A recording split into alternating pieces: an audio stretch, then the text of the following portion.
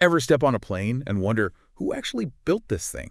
Like, you always hear the names, right? Yeah. Boeing, Airbus. It's basically a two-horse race up there in the sky. So today, we are going deep on these titans of aviation.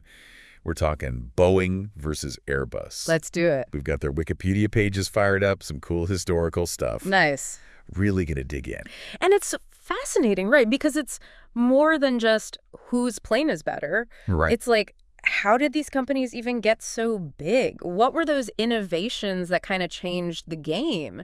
And gotta address the elephant in the room. Oh, yeah. Some of the not so great moments along the way. The turbulence. Exactly. By the end of this, you're gonna look at those planes totally differently. Guaranteed. You'll be that person at the airport like, I know what's up with that wing design. That's an Airbus.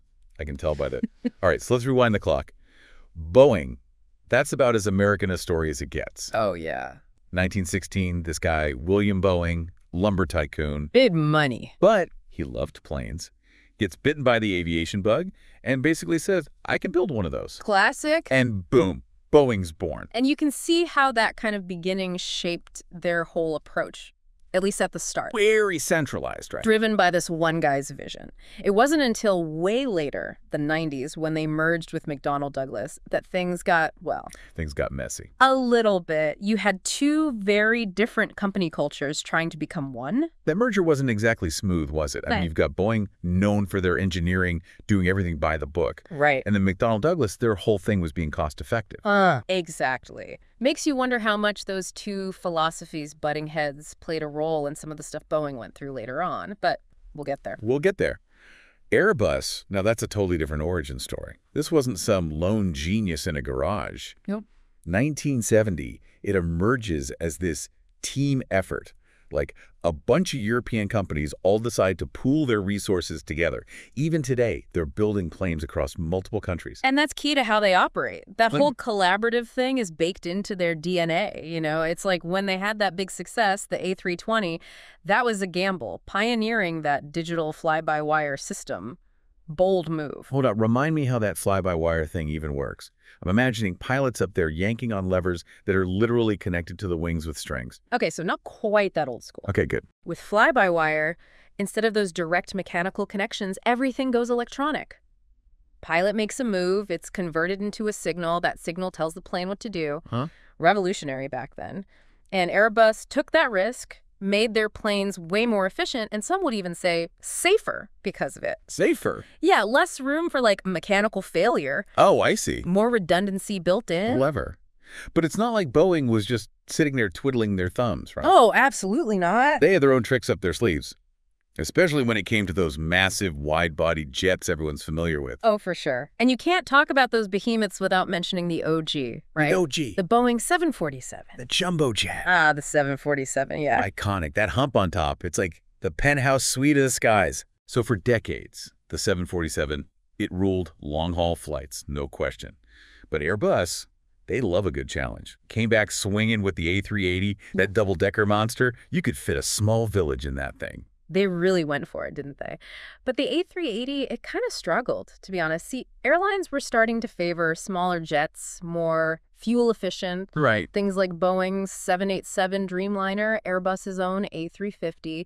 Plus, that whole trend of flying people directly to their destination instead of through big hubs, that hurt the A380's whole reason for existing. It's amazing how tech and, like, what passengers want can completely change the direction these companies have to go in. Oh, absolutely. But, you know, it's not just about flying families on vacation or getting business people to meetings, is it? Yeah. Boeing and Airbus, they both have this whole other side to them. Absolutely. And you have to understand that side of things if you really want to grasp their influence. Right. I'm talking military contracts, space exploration. Wow. It's serious business. It's kind of wild to think about. You see Boeing on your boarding pass, but they also help put humans on the moon. Right.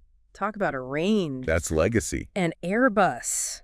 There are no slouches in the defense game either. The A400M Atlas, their military transport plane, thing's a beast, can land on practically anything. These companies aren't just competing for passengers. It's about who's got clout on the world stage. It's easy to forget all that when you're just crammed in economy, hoping for a free mini pretzels. Right.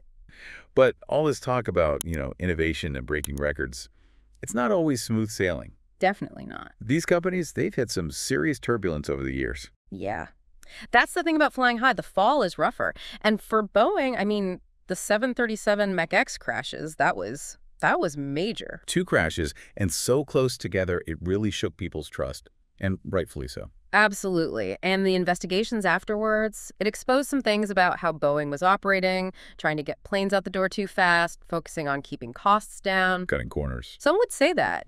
And look, I'm not saying they intentionally, but when you prioritize those things over safety, even a little, it's a slippery slope. It's that balance, right? You want to push boundaries, make things faster, more efficient, but not at the cost of people's lives. 100%. And after the 737 MAX crisis, Boeing, they brought in a new CEO, revamped their safety procedures. They're trying, to rebuild. Trying to regain some altitude. Exactly. But that takes time. So they're putting out fires, but they're also looking ahead to the future of flight. And that's got to be about more than just making planes bigger and faster. You got it. Sustainability, that's the new frontier.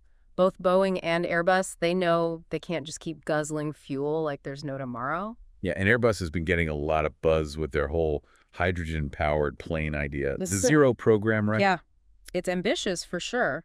Imagine a plane that basically runs on air and water, 0 emissions. That sounds kind of impossible. Well, it's not quite there yet. The technology is still being developed. And figuring out how to produce and store that much hydrogen, that's a whole other challenge. So it could be revolutionary, but also might be a long shot. Yeah, we'll see. So what about Boeing? How are they approaching this whole green aviation thing? They're playing it a bit safer, I'd say. Focusing on sustainable aviation fuels. LFs. Those are the ones made from, plant stuff, right? Exactly. Stuff that's already out there. Used cooking oil, agricultural waste.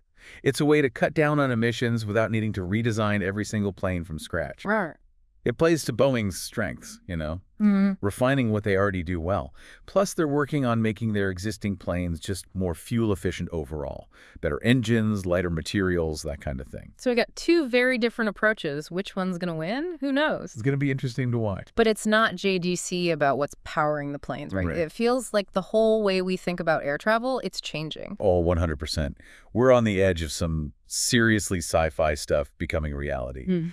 Autonomous flight, flying taxis, drones, zipping packages through the air.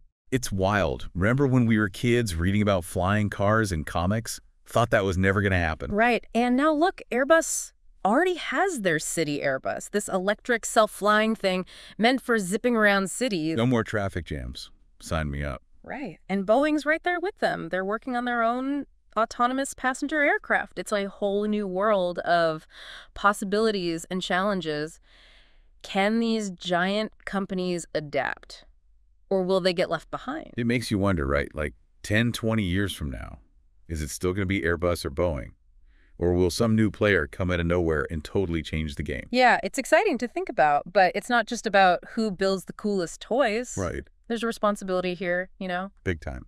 Can they handle all this awesome technology in a way that benefits everybody, not just a select few? It's bigger than just profits and who's winning the market share battle. It's about the future of the planet, how we all have to live on it. 100%. So are we headed for these skies full of amazing, efficient, eco-friendly planes that anyone can afford to fly on? Oh. Or is it going to be a few elite up there and the rest of us down here dealing with the pollution? Oof, yeah. That's a sobering thought. So we've gone deep on Airbus and Boeing. We did. If there's one thing you want listeners to walk away remembering from all this, what would it be? That's a good one. I think remembering that these companies, yeah, they're giants, powerful, but at the end of the day, it's still people making decisions. Right. And those decisions, they affect all of us. It humanizes it a bit, right? Yeah. There's a story behind every plane, every innovation. Absolutely. And also, I hope this got people thinking about what's next. The future of flying it's going to be wild. Pay attention, folks. This is big stuff. Huge. So next time you're at the airport, look up at one of those jets taxiing by. Yeah. Think about everything it took to get it there. All the work, the competition, the wins, the losses. It's a heck of a story. It really is. And it's still being written. So until next time, keep your eyes on the sky. And maybe, just maybe, you'll spot the future taking off. I love that.